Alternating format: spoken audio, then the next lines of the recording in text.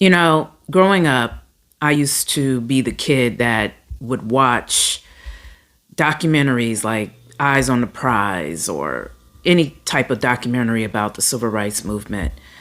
I was just that kid who wanted to know more about that history.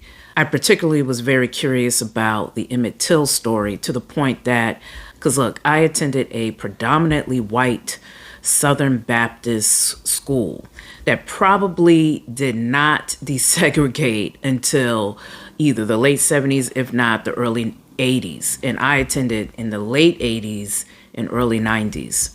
So I would go to the school, this predominantly Southern Baptist school, and mention Emmett Till not only to my teachers, but also to fellow students. In fact, one guy tried to call me out and was upset that I was even talking about it, acting as if racism just never existed. But I was that kid who would speak up and was never silent.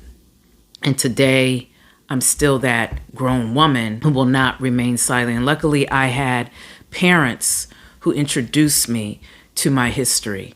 My mother, she's a retired English teacher with a doctorate. She would teach her students about the story of Emmett Till.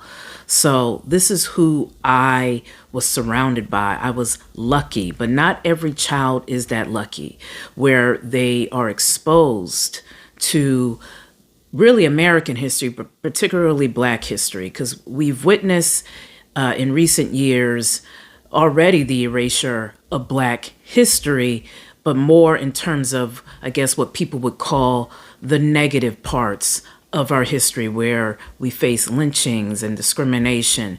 But now we are witnessing them wanting to erase even our contributions. Because just recently, even at the Arlington Cemetery, let me repeat that, at the Arlington Cemetery, they want to erase the contributions that Black soldiers and female soldiers and indigenous soldiers have made to this country. I mean, it's just completely uncalled for. And just recently, Charles C. Rogers, who was a recipient of the Medal of Honor, he fought in the Vietnam War. They erased his memory from a website at the direction of the U.S. Department of Defense. This is what we're witnessing. We are literally witnessing what Project 2025 pointed out, and we are witnessing the rise of white nationalism that has always existed, but it was sleeping for a little bit.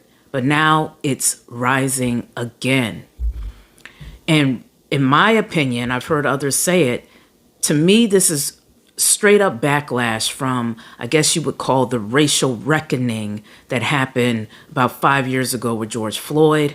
But let's even go even further in terms of the 1960s, when finally the government signed laws like the Civil Rights Act to stop segregation fully and just blatant discrimination in this country. Finally signed some laws and some acts in 1964 and 1965. These were the laws that MLK and others worked so hard to have signed. Lyndon Johnson signed it. But ever since then, some of you may not know this bit of history.